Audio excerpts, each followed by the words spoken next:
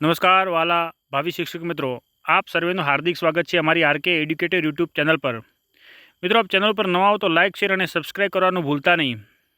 પ્રવર્તમાન ગુજરાત રાજ્ય સરકાર દ્વારા જે શિક્ષક ભરતીની પ્રક્રિયા છે એ નિરંતર ચાલી રહી છે, જેની અંદર પ્રાથમિક વિભાગ અને માધ્યમિક અને ઉચ્ચતર માધ્યમિક વિભાગની પ્રોસેસ ચાલુ છે।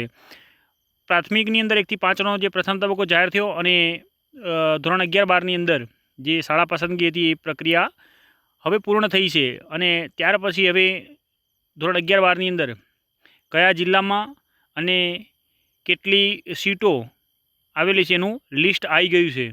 તો ઉચ્ચતર માધ્યમિક વિભાગ દ્વારા જે શાળા પસંદગી થઈ અને અહીંયા તમે જોઈ શકો છો કે કયા જિલ્લામાં કેટલી ખાલી જગ્યાઓ છે અને કેટલી મહિલાઓ રિઝર્વ છે અથવા કઈ કેટેગરીમાં કેટલી સીટો આપી છે।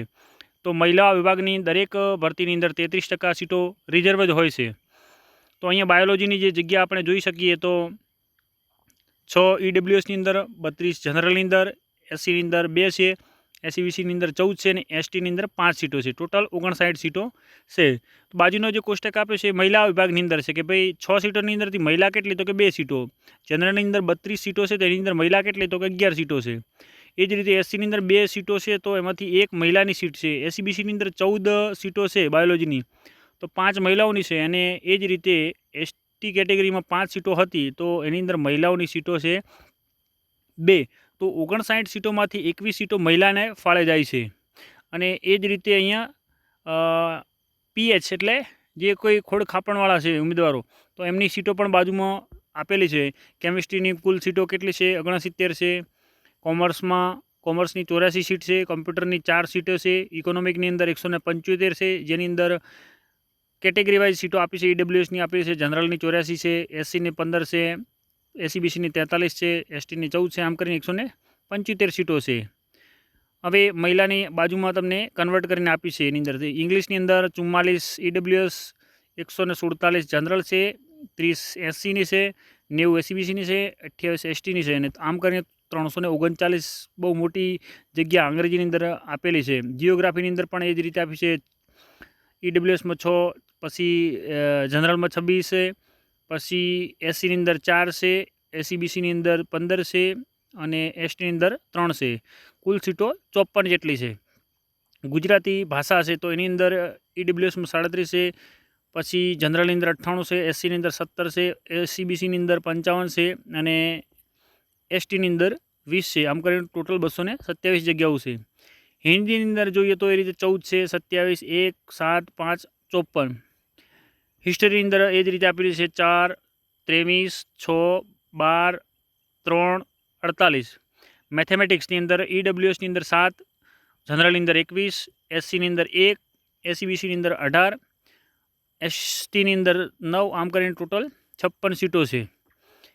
ફિલોસોફી તત્વજ્ઞાનની અંદર જોઈએ તો 2 ઈડબ્લ્યુએસમાં, 10 જનરલની અંદર, પછી